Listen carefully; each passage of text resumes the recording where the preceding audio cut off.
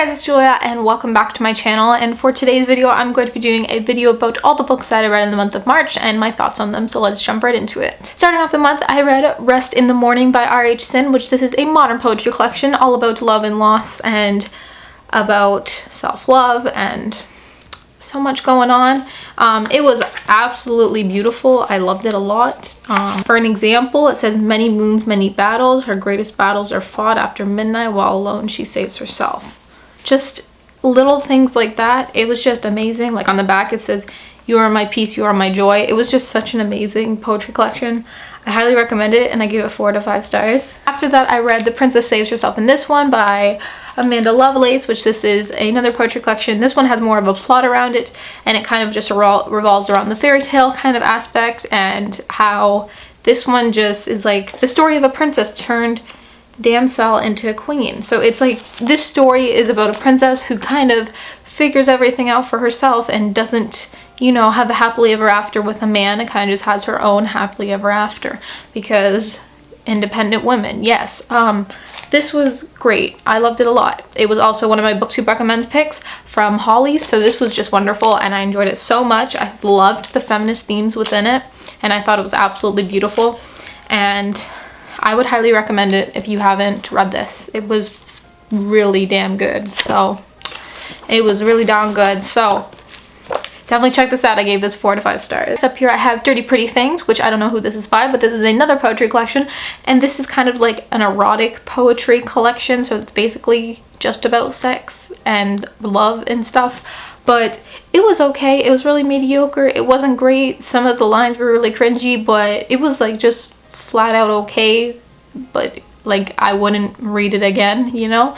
I give it 3 stars. It was all right. Next up here I read Bad Feminist by Roxane Gay, which is a bunch of essays that Roxane Gay wrote herself that have to do with feminism and gender equality and all that good stuff. I recommend this book. I really enjoyed it and I thought it just informed me so much about feminism, and it's just a staple read for feminists out there, so I would definitely suggest picking this one up. I ended up giving this a 3.5 out of 5 stars. This one is another one that I don't have with me, but that is A Bird in the House by Margaret Lawrence, which this book is about. This is about a family during the time of the Great Depression. Follow the daughter Vanessa as she is maturing and as kind of her viewpoint on the war and all the struggles growing up during the time of the Great Depression and all the struggles she faces within her family life.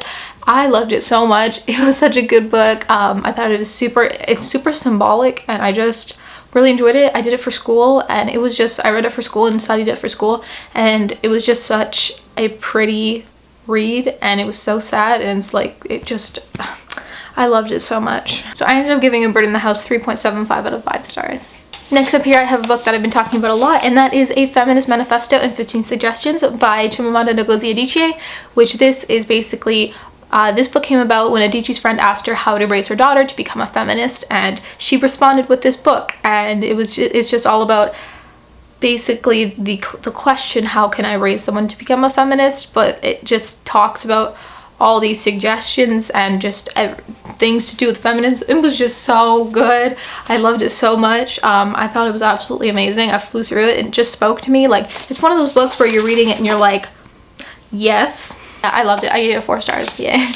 Next up here I read The You Have Never Known by Ellen Hopkins, which this book is about 2 girls, and just a heads up right now, do not read the synopsis of this book or else you will be spoiled, but it's about these 2 girls, both who live very different lives, going through their own struggles. Of course, this book has a lot of trigger warnings because it's Ellen Hopkins, so she writes about a lot of dark issues, but this book was just okay for me.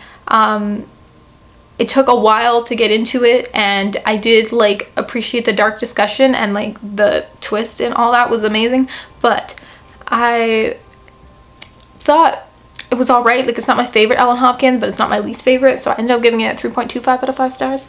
Next I read a masterpiece, and that is Here We Are, a Feminism for the Real World, edited by Kelly Jensen, and this is 44 voices write, draw, and speak about feminism, and it is absolutely a beautiful book, and it is feminism all around, and I just loved it so much. It was amazing. It's a new release. I loved it. I gave it 4 stars. I loved it. Like, if you want to hear more of my thoughts, check out all my Goodreads, but this was just amazing. Some I preferred over others, and like some of them I have read before. Book overall, I gave it 4 out of 5 stars. Definitely check it out if you haven't.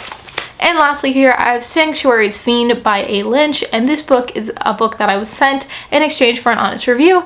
So this book is basically about a girl who is a vampire, essentially, and it's about her kind of developing as a vampire, and it's about, she's never really experienced like the symptoms, and like she's never felt like her fangs, or like she's never had to deal with maturing as a vampire, which she's currently doing. And it's about her and how she kind of gets into situations, how she gets into situations with boys, and how this world that she's kind of just now getting into is expanding for her. And it was just really interesting. I quite enjoyed it. It was a really fun read. The writing was like okay. The plot was like okay, but it's like one of those really quick reads, and I did enjoy my time reading it. It was really fast, and I ended up giving it a 3 out of 5 stars. So yes. There you guys have it. Those were the books that I read in the month of March. Let me know your thoughts, opinions, and feelings down below, and I would love to hear what you read this month, and I'll see you all very soon with a new video. Bye!